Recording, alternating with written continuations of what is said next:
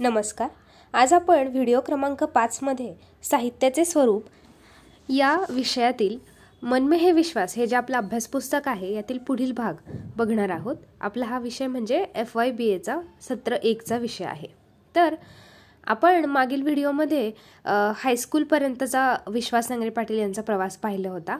आता आपण 11वी 12वी मध्ये नक्की काय काय घटना घडल्या याच्याबद्दल पाहणार आहोत. तर 11वी 12वी साठी ते कोल्हापूरला गेले. आतापर्यंत हायस्कूलसाठी ते शिराळ्यामध्ये होते, बरोबर. आता ते कोल्हापूरला गेलेले आहेत. Science with electronics and vocational subject या कॉलेजमधील स्कॉलर बॅचमध्ये म्हणजे हुशार मुलांच्या बॅचमध्ये त्यांनी ॲडमिशन घेतलं. पण तिथलं सूत्र काही त्यांना जमत नव्हतं. विज्ञान शाखा त्यांना आवडतच नव्हती. मग त्यांनी मित्रांमध्ये राहायला लागले आणि मग त्याच्यातून त्यांचा अभ्यासाकडे दुर्लक्ष व्हायला लागलं. इंग्रजी सिनेमा पाहायला जाणं, दादागिरी करणारे मित्र चांगले वाटणं, या सगळ्या गोष्टी व्हायला लागल्या. तरी पण कसं तरी त्यांनी शेवटच्या टप्प्यात अभ्यास केला आणि 11वीला चांगले गुणांनी पास झाले. 12वीत असताना मात्र त्यांनी हट्ट केला आणि आपल्या वडिलांकडून लुना घेतली. लुना म्हणजे आपल्या आजोबांकडे वगैरे असायच्या तशा प्रकारची एक गाडी येते, एक 2 व्हीलर सारखी लुना असते, ती घेतली त्यांनी. कशाला? हॉस्टेल ते कॉलेजपर्यंत जायला. आणि मग या लुनाचा ज्यावेळेस त्यांनी घरी हट्ट केला त्यावेळेस त्यांच्या आजी नको म्हणत होती, त्यांना भीती वाटायची. पण तरी लेखकाने हट्ट करून ती लुना घेतलीच. आणि लेखकाला असं वाटलं की याच टेन्शनमुळे, याच काळजीमध्ये आजी वारली आणि म्हणून त्यांना त्यांच्या आजीच्या जाण्याचं फार दुःख झालं होतं. कितीतरी दिवस ते स्वतःला दोष देत होते, त्याच दुःखात होते आणि त्यामुळे त्यांचा अभ्यासाकडं परत 12वीत असताना दुर्लक्ष व्हायला लागलं. पण मग हे तर कारण होतंच, तसंच ते दादागिरीमध्ये पण जायला लागले. म्हणजे त्यांची जी लुना होती, हॉस्टेलमधला एक मानकर दादा म्हणून होता, म्हणजे मानकर नावाचा एक मुलगा होता, तो त्यांची लुना न विचारता घेऊन जायचा. लेखकाला फार राग यायचा. मग एक दिवस त्यांनी धाडस केलं आणि त्याला अडवलं लुना घेऊन गेलेला असताना आणि खूप मारलं. मग तेव्हापासून लेखकाच्या मनातली भीतीच गेली की आपण गुंडगिरी करणाऱ्या मुलांना घाबरत नाही, आपण गुंडांना घाबरत नाही, अशा प्रकारे त्यांची भीती निघून गेली. आणि मग त्यामुळे ते स्वतःला अजून जास्त असे बिनधास्त किंवा धाडसी समजू लागले. मग अजून वेळ वाया घालवू लागले. रवी नावाचा एक मित्र होता त्यांचा, त्याच्यासोबत वेळ वाया घालवायचे. मग काय झालं की त्यांच्या गावाकडचा जो ज्युनियर आहे त्यांचा 1 वर्षाने लहान असणारा आनंद नावाचा मुलगा, तो मित्र तिथे कॉलेजला 11वीसाठी आला. तेव्हा लेखक 12वीत होते. तेव्हा तो त्यांना म्हणायचा, आनंद, की विश्वासदादा 12वीची परीक्षा जवळ आली आहे, तुझा अभ्यास झाला का? तू उजळणीवर लक्ष दे, रवी बरोबर जास्त वेळ वाया घालवू नकोस, तुला वाटलं तर आमच्या रूममध्ये खोलीमध्ये अभ्यासाला येत जा, असं तो सांगत असायचा. मग लेखकाला ते ऐकून लाज वाटायची किंवा असं वाटायचं की आपण काय करतोय. मग ते पुन्हा अभ्यासाकडे वळायला लागायचे. पण मग तेवढ्यात त्यांचे एक नातेवाईक आजारी पडले आणि मग त्या नातेवाईकांना भेटायला जे लोक यायचे कोल्हापुरात ते सगळे लेखकाच्या खोलीवर राहायचे. मग पुन्हा लेखकाचा अभ्यासाकडे दुर्लक्ष झालं. आणि मग यातून काय व्हायला लागलं की त्यांचा अभ्यास होत नव्हता आणि मग त्यांना स्वतःवरती शंका यायला लागली, आत्मविश्वास कमी व्हायला लागला की आपण काय करतोय. आणि मग ते सांगतात लेखक की ऐन किशोर वयामध्ये जेव्हा मुलं असतात, म्हणजे 10वी ते 12वी किंवा फर्स्ट इयर पर्यंतचं जे वय असतं त्यात फार चिलबिचल होत असते मनाची.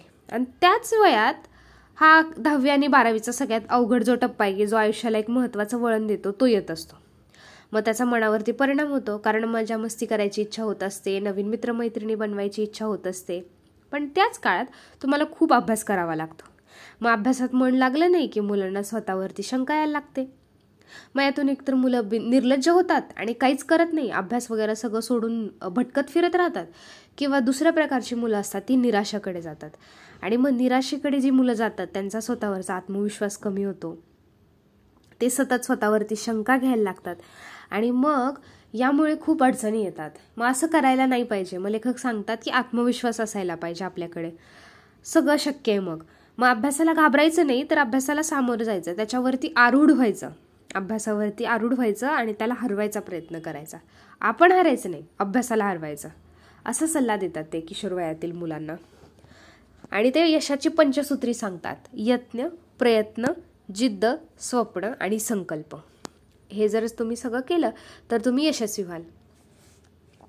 त्यानंतर ते 12वीचा जो वार्षिक समारंभ होता त्या दिवशीची एक फार महत्त्वाची घटना म्हणजे भूषण गगराणे नावाचे हे जे एक IAS ऑफिसर होते ते तिथे प्रमुख अतिथी म्हणून आलेले होते. आणि विशेष म्हणजे हे मराठी साहित्य हा विषय घेऊन मराठी माध्यमातून परीक्षा देऊन UPSCची IAS अधिकारी झालेले होते. आणि मग हे ऐकून लेखक आणि त्यांचा मित्र आनंद या दोघांमध्ये ठिणगी पेटते आणि ते ठरवतात की आपण यांच्यासारखंच काहीतरी करायचं. आणि तसं पण सायन्समध्ये लेखकाचं मन लागतच नव्हतं आणि 12वीचा निकाल लागला मग या सगळ्या गोंधळातच. आणि तेव्हा त्यांना 78% पडले. आणि PCM जो ग्रुप असतो, फिजिक्स, केमिस्ट्री आणि मॅथ्स हा जो ग्रुप असतो, त्या म्हणजे ह्या 3 विषयांना मिळून त्यांना 91% पडले, जे की चांगले गुण होते. पण ओव्हरऑल 10वीच्या तुलनेत त्यांना खूप कमी मार्क पडले होते. 78%च पडले होते 12वीत सगळे मिळून. त्यामुळे त्यांना अपमान वाटायला लागला. पण एकीकडे ते भूषण गगराणी सरांचे जे भाषण होतं, ते त्यांचे जे शब्द होते हे आठवत होते. आणि मग कुठेतरी त्यांच्या मनात ते शब्द घर करून होते. आणि म्हणून त्यांनी शेवटी धाडस केला आणि राजाराम कॉलेजमध्ये BAला ॲडमिशन घेतलं 12वी नंतर. आता 12वीत लेखकाच्या दृष्टीने जरी कमी गुण असले तरी त्यांचे गुण चांगलेच होते. मग त्यामुळे सगळे शिक्षक त्यांना वेड्यात काढायला लागले की सायन्सला ॲडमिशन घ्यायचं, इंजिनिअरिंगला ॲडमिशन घ्यायचं सोडून हे BAचं काय खूळ काढलंय म्हणून. पण लेखकाने मात्र आपल्या आयुष्यरूपी जहाजाला बेभरवशाच्या खवळलेल्या समुद्रात उतरवायचं ठरवलं होतं. त्यांनी ठरवलं होतं की जे होईल ते होईल, हे धाडसाचं काम आहे. त्यांना माहीत होतं, ते स्वतःच म्हणतात की हे जहाज बेभरवशाचं आहे, समुद्र खवळलेला आहे, तरी त्यांना तेच करायचे. कारण BA केल्यानंतर रोजगाराच्या संधी फार कमी राहतात, म्हणून ते असं म्हणतात की हे बेभरवशाचं आहे. आणि मग हे ठरवलंच होतं त्यांना. रवींद्रनाथांच्या ओळी आठवतात, असेशी जेथे आताच तेथे कर्म हातीचे सोडू नको, नव्या प्रदेशात धुंडुनी काढणं स्वप्नसुखी या आळसू नको. म्हणजे स्वप्नसुखात राहून आळस करण्यापेक्षा जे तुमच्या आत्ता हातात आहे ते कर्म करा, ते कर्म सोडू नका, नवीन प्रदेश धुंडत राहा आणि कष्ट करत राहा. मग ह्या असंच प्रेरणादायी ओळी मनात ठेवून लेखक आपले BAच्या वर्गामध्ये अभ्यासाला लागले. लेखक पुस्तकामध्ये एक परिच्छेद होता जो मला छान वाटला, तो आहे तसा मी इथं मांडलाय की लेखक सांगतात, खरं तर खेड्यातली मुलं ही रानफुलांसारखी असतात. काळी कसदार जमीन, चांगला सूर्यप्रकाश, चांगलं खत पाणी मिळालं की ती अशी उमलतात, अशी फुलतात की शहरातली कमळ, गुलाब, मोगरे सगळे फिके पडू लागतात. खेड्यातून आलो म्हणून काय झालं, हा न्यूनगंड सोडायचा आणि स्वतःवरती विश्वास ठेवायचा. कोणत्याही क्षेत्रात कमी पडायचं नाही, उतरायचं, लढायचं, जिंकायचं. हरलो तर पुन्हा कंबर कसायची, पुन्हा सरसाची कसोटी लावून लढायचं. आता रडायचं नाही, लढायचं. हा जो आत्मविश्वास आहे त्यांनी मनामध्ये ठेवला होता. आपल्या मनाशी पक्क ठरवलं होतं त्यांनी. पण आता पुन्हा एक आव्हान समोर होतं त्यांच्या, की जसं 12वीत हॉस्टेलची हवा लागली होती तशी पुन्हा हवा लागू द्यायची नाही आणि अभ्यासावरती लक्ष द्यायचं. पण दुर्दैवाने त्यांची ही भीती खरी ठरते. कारण हॉस्टेलच्या जी अभ्यासिका असते त्याच्या खिडकीच्या सळ्या काढून एक साबळे नावाचा मुलगा तो विकायचा त्या सळ्या आणि सिगारेट ओढायचा. आणि लेखकाने ते पाहिलं होतं, त्यांना फार राग आला. मग त्यामुळे त्यांनी त्या साबळेला मार दिला, असं केलं म्हणून.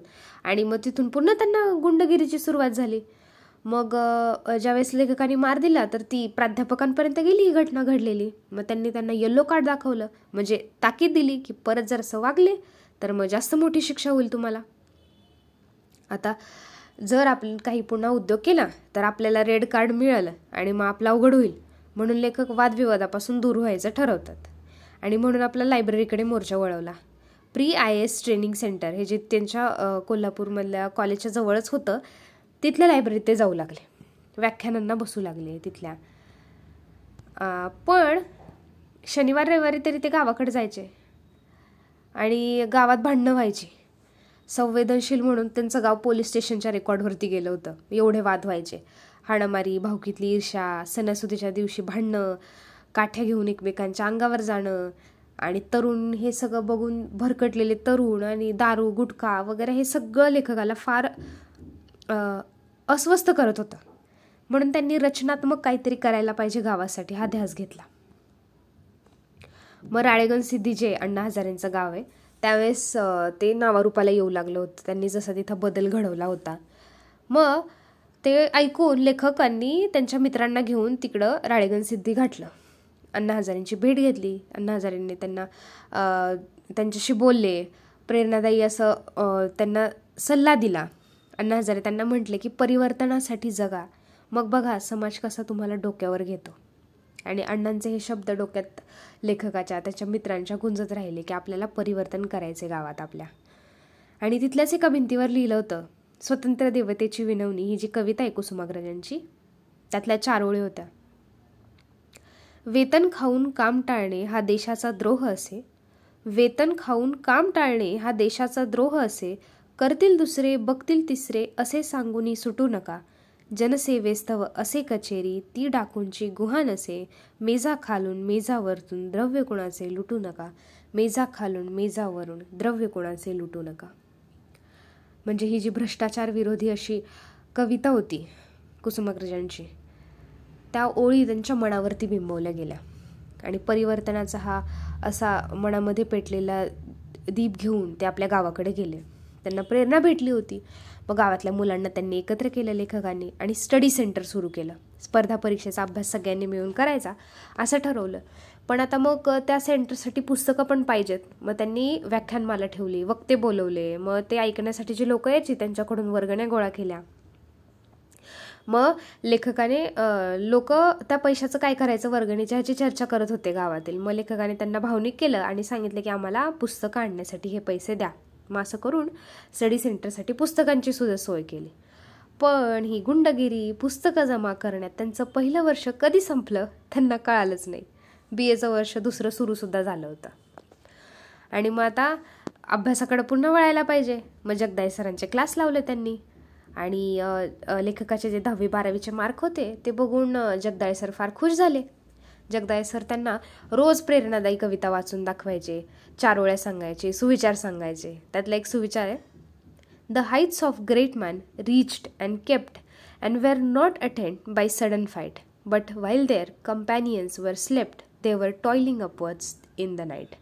म्हणजे जे पण महान असे पुरुष झालेत किंवा महान असे व्यक्तिमत्व झाले ते असे अचानक झालेले नाही आहेत. ज्यावेळेस त्यांचे प्रतिस्पर्धी झोपलेले असायचे तेव्हा हे यशाच्या शिखरावर जाण्यासाठी रात्रंदिवस झटत असायचे. मग तसंच तूही झटायचंयस आणि हा सुविचार डायरीच्या पहिल्या पानावरती लिहून ठेवायचा आहे असं त्यांना जगदाळे सरांनी सांगितलं होतं. No pain no gain. जर कष्ट घेतले नाही तर काहीच मिळणार नाही. तुझी ओळख म्हणजे तू कोणतं वस्त्र परिधान करतोस, तुझं वय काय आहे, किती वजन आहे, तू कसा दिसतोस यावर अवलंबून नसतं. तर तुझी ओळख तू किती पुस्तकं वाचलीस, तुझ्या मुखातून कोणते शब्द बाहेर पडतात, तुझी वृत्ती काय आहे, तुझं ज्ञानभांडार काय आहे, तुझी स्वप्न कोणती आहेत यावर ठरणार आहे. हे ध्यानात ठेव. स्वतःला ओळख. स्वतःच्या कमतरतांचा बाऊ करू नकोस, त्यांना भरून काढ. ठरवून स्वतःला बदल. स्वतःबद्दल यशस्वी जेत्याचं चित्र काढ आणि ते चित्र वास्तवात उतरण्यासाठी झट, जीव तोडून झट. असं ते रोज त्यांना चार्ज करायचे, ऊर्जा द्यायचे. त्यामुळे त्यांनी हॉस्टेलचा नाद सोडला आणि आपली कॉट बेसिसवर रूम घेतली. पण तरी कॉलेजमधले मित्र त्यांना मेसमध्ये भेटायचे, कॅम्पसमध्ये भेटायचे, टवाळक्या करायचे.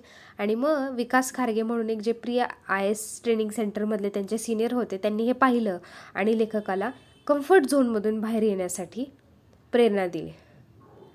पण तरी गॅदरिंग, मुलींशी मैत्री, गाणं ह्या सगळ्या गोष्टीत ते होतेच विचारामध्ये. रोज डेच्या दिवशी एका मुलीला त्यांनी गुलाब द्यायचं ठरवलं पण ते काही जमलं नाही. मग तेव्हापासून त्यांना खारगे सरांचे शब्द पुन्हा आठवले आणि सगळा नाच शोधायचं पक्क ठरवलं. पण विचलित पुन्हा झाले. BAच्या 3ऱ्या वर्षात त्यांना शिंग फुटली. अभ्यासावर लक्ष पुन्हा कमी होऊ लागलं. गावाकडचं राजकारण, शायनिंग, गुंडगिरी सगळं पुन्हा सुरू व्हायला लागलं. मोटरसायकल पाहिजे म्हणून तात्यांकडे हट्ट धरला. तात्या म्हणजे त्यांचे वडील. पण याच गडबडीत त्यांच्या बहिणीचं लग्न ठरलं. मग त्या निमित्ताने कर्ज झालं. मग मोटरसायकलचा विषय थोडा दिवस बाजूला राहिला. पण तरी best student of the year त्यांना अवॉर्ड मिळाला. आणि मग पारितोषिक वितरण समारंभामध्ये प्राध्यापकांनी लेखकाचं कौतुक केलं. आणि मग पुन्हा लेखकांना चान्स भेटला आणि मग त्यांनी तात्यांना परत गळ घातली की विद्यापीठात अभ्यास करायला जावं लागतं, वेळ जातो सायकलने खूप. मग त्यांना सेकंड हँड कावासाकी बजाज गाडी घेऊन दिली तात्यांनी. मग रोज बाईकवरून कॉलेज, विद्यापीठ, कॅन्टीन, कट्टा ह्या सगळ्या चक्रा मारण्यातच लेखकाचा परत वेळ जायला लागला. आता त्याच्यात अजून एक भर पडायची उरली होती की गावाकडे जिल्हा परिषदेची निवडणूक जाहीर झाली. तात्यांना म्हणजे लेखकाच्या वडिलांना तिकीट मिळणार याची खात्री होती, पण गोंधळ झाला आणि त्यांचं तिकीट रद्द झालं. मग हा फार मोठा अपमान होता, कारण मग आता तिकीट मिळालं नाही पक्षाचं, मग त्यांना अपक्ष म्हणून फॉर्म भरायला लागला. आता मग हा अपमान भरून काढण्यासाठी गावाच्या राजकारणात उतरायचं आणि अपमानाचा बदला घ्यायचा वडिलांच्या, हे ठरवलं त्यांनी. मग या गोंधळात मारामारी झाली, पोलीस केस झाली आणि मग पोलीस निकम साहेब म्हणून जे होते की ज्यावेळेस लेखक वर्गणी गोळा करायचे, व्याख्यानमाला घ्यायचे, त्यावेळेस निकम साहेब एका कार्यक्रमात आलेले होते. तर त्यांना कौतुक होतं लेखकाचं. मग त्यांना बोलवलं पोलीस चौकीला. तर तेव्हा लेखक 15-20 जण घेऊन गेले मुलं. मग निकम साहेबांनी त्या मुलांना घरी हाकलून दिलं आणि लेखकाला बसवलं केबिनमध्ये आपल्या. आणि जो त्यांच्या तक्रार जो होता तो समोर फेकला, तक्रारीचा अर्ज जो झाला होता हाणामारीमुळे तो, आणि म्हटले की तुला अधिकारी व्हायचं होतं, त्याचं काय होईल जर हा तक्रार अर्ज मी घेतला. आणि खूप बोलले, त्यांना खूप खडसावून सांगितलं. आणि मतदानाच्या दिवशी जर इथे दिसणार नसला आणि निवडणुकीला कशातच भाग घेणार नसला तर मी हा तक्रार अर्ज स्वीकारत नाही, कारण तुझा हा अर्ज स्वीकारला तर तुझं सगळं भविष्य खराब होईल. मग त्यांनी ही अट घातली की तू इथं थांबायचं नाही. त्या अटीवरती त्यांनी सोडलं लेखकाला. आणि तुला जर एवढाच राग आहे ना तर काढ ना, अभ्यासावर काढ, पुस्तकांवर काढ, यशस्वी होऊन दाखव, मग अपमानाचा बदला घे ना तुझ्या बाबांच्या, हे असं करू नकोस. आणि मग शेवटी लेखकांना डोळ्यात अंजन घातल्यासारखं झालं आणि त्यांनी सामान उचललं आणि कोल्हापूर गाठलं. BAची जी फायनल वर्षाची अंतिम वर्षाची परीक्षा होती त्याच्यामध्ये ती 3 महिन्यावर आलेली होती आता. आणि कोल्हापूरला गेले तेव्हा त्यांचा जो रूममेट होता तो आणि दुसरा एक मुलगा गप्पा मारत होते. लेखकाला अचानक झोपेतून जाग आली रात्रीचे. त्या मुलांना माहितीच नाही की लेखक जागेत. ते बोलत होते की विश्वासचं काही खरं नाही, गावाकडच्या राजकारणात खूपच बिझी झालाय तो, बघ ह्याच्या नाकावर टिचून कॉलेजवर पहिला नंबर काढतो का नाही. आणि हे ऐकलं लेखकाने, झोपेत म्हणजे जागेच होते ते, त्यांनी ते ऐकलं. आणि हे शब्द त्यांच्या कानात उकळत्या तेलासारखे गेले की आपण काय होतो आणि काय झालोय याची त्यांना शुद्ध आली. की म्हणजे जिथं आपण इंजिनिअरिंगला गेलो असतो तिथं आपण आर्ट्सला आलोय आणि आर्ट्समधली मुलं आपल्याला म्हणतात की आपल्यापेक्षा पहिला नंबर काढणार वगैरे. हे फार त्यांचा अपमान झाला ना, त्यांचा स्वाभिमान दुखावला गेला, इगोला हर्ट झालं त्यांच्या. मग त्यांनी ठरवलं की आता आपण बस अभ्यास आहे की अभ्यास.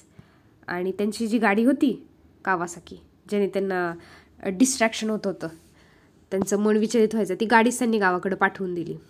अभ्यास इतका केला की विद्यापीठात पहिले आले BAला. मग आता ह्याच्यामुळे परिणाम असा झाला की सगळीकडे सत्कार झाला, गावात वगैरे विद्यापीठात सत्कार झाला. आणि मग त्यांच्या वडिलांच्या आता अपेक्षा वाढल्या की त्यांनी माळावरची 1/2 एकर जमीन विकायचं ठरवलं. एवढं हे झालं की आता भावड्याच्या शिक्षणाला काहीच कमी पडू द्यायचं नाही, हे ठरवलं. पण ह्याच्यामुळे लेखकाला अजून खजील झाल्यासारखं झालं, कारण त्यांना आता जबाबदारी वाढली होती. कारण लोकांनी त्यांना कलेक्टर घोषित केलं होतं, कारण त्यांनी BAला ॲडमिशनच IAS अधिकारी होण्यासाठी घेतलं होतं. आणि ह्याच्यामुळे फार जबाबदारी वाढली. आता लेखकांनी विचार केला आपण BA पास झालोय, पण इतिहासामध्ये झालोय, BA झालोय, कितीही काही झालं तरी ह्या पदवीचा विद्यापीठात पहिला आलो याचा काही घेणं देणं नाही, साधी शिपायाची नोकरी सुद्धा भेटणार नाही. त्यामुळे आपल्याला अधिकारी झाल्याशिवाय पर्याय नाही, कारण BA क्षेत्रामध्ये रोजगाराच्या संधी फार कमी राहतात. म्हणून त्यांनी ठरवलं की आता मुंबईला जायचं, कारण मुंबईमध्ये SIAC राज्य प्रशासकीय शिक्षण संस्था जी होती तिथे दरवर्षी 30-40 मुलं UPSC परीक्षा पास व्हायचे. म्हणून त्यांनी मुंबई विद्यापीठात MAला ॲडमिशन घ्यायचं आणि SIAC हे जे सेंटर आहे तिथं अभ्यासाला घ्यायचं, अभ्यासासाठी ॲडमिशन घ्यायचं आणि सोबत MA पण करायचं असं ठरवलं. आणि मग असा बेत केला त्यांनी आणि मुंबई गाठायचं ठरवलं.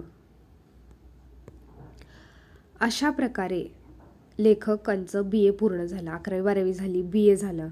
आता आपण त्यांचा इथपर्यंतचा प्रवास पाहिला. आता पुढचा जो प्रवास आहे की ते मुंबईला SIACमध्ये कसे जातात, तिथं काय होतं, MAचं काय होतं, मग UPSC MPSC ह्या सगळ्याच्या घटना आहेत त्या आपण पुढील व्हिडिओमध्ये पाहूया. तर तुम्हाला काही जरी शंका असतील तरी तुम्ही नक्की कमेंट करा. आणि प्रश्नांचं स्वरूप मी इथं दिलंय, म्हणजे की कसे प्रश्न येऊ शकतात तुम्हाला याच्यावरती, की बाबा आत्मकथन हा जो साहित्य प्रकार आहे त्याची वैशिष्ट्ये सांगा. कशाच्या आधारे? तर मन में है विश्वास या पुस्तकाच्या आधारे.